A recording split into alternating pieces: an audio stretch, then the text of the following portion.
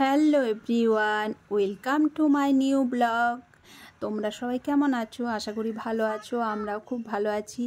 আর অনেক দিন পর এখানে রোদ্র ঝলমল রোদ দেখা দিয়েছে, নাহলে তো এতদিন বৃষ্টি বৃষ্টি। তো যেহেতু আজ আকাশ পরিষ্কার, রোদ দেখা দিয়েছে, বৃষ্টি হয়নি। আর ছেলে স্কুলও ছুটি, বরের অফিসও ছুটি। তো সেই জন্য বললাম চলো আজ যাই কোথাও একটা। কিন্তু আজকে কোনো সি বিচে আমরা ঘুরতে যাচ্ছি না, আজকে যাচ্ছি একটা অন্য জায়গা। আজ মহালয়া, আর এখানে মহালয়ার জন্য ছুটি নেই, 2রা অক্টোবর হিসেবেই ছুটি। পুজোর তো শুরু হয়ে গেছে প্রায়।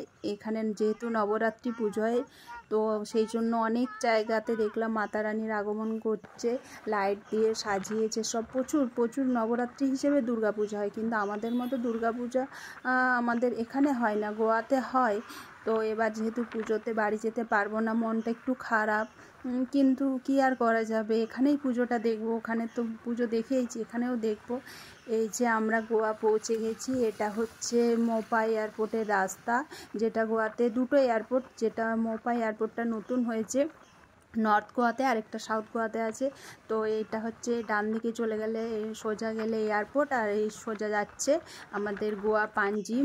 তো এই দেখো আমরা পৌঁছে গেছি আমাদের ডেস্টিনেশন। এটা হচ্ছে গোয়ার সবথেকে বড় মল দে গোয়া।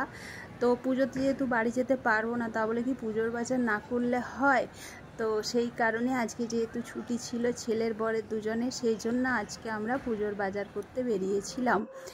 আর তারপরে তো খিদে পেয়েছে, পৌঁছাতে পৌঁছাতে দুপুর হয়ে গেছে। সেই জন্য আগে পেটের পুজো করতে হবে, তারপরে বাজার করা যাবে, না হলে মন দিয়ে বাজার করা যাবে না। সেই জন্য খাবারের জন্য আমরা যাচ্ছি। যেহেতু পৌঁছাতে আমরা বেরিয়েছিলাম 11:30 নাগাদ, আর পৌঁছে তখন খাবারের টাইম হয়ে গেছে। তো এই রেস্টুরেন্টে পৌঁছে এখানে এত ভিড়, পুরো এই দেখো বসে ওয়েট করতে হবে, টেবিল খালি হলে তারপর ওরা ডাকবে।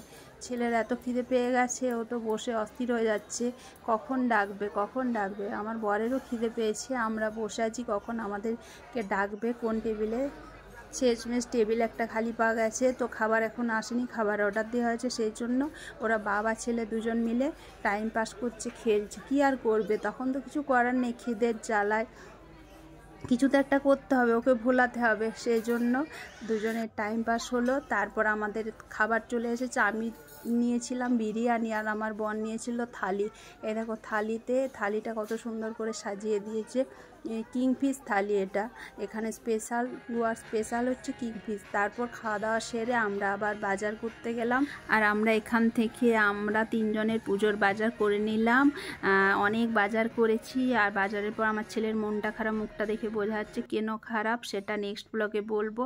আর আমার বরকে দেখো একটা লম্বা চওড়া বিল ধরিয়ে দিয়েছি, পুজোর বাজার বলে কথা, বিল তো বড় হবে। আর পুজোর ব্যাগ আমার হাতে। তো কি কি কিনলাম সেটা সারপ্রাইজ থাক। আর আজকের ভিডিও কেমন লাগলো অবশ্যই জানিও। চলো দেখা হচ্ছে নেক্সট ব্লগে। Tata, bye bye.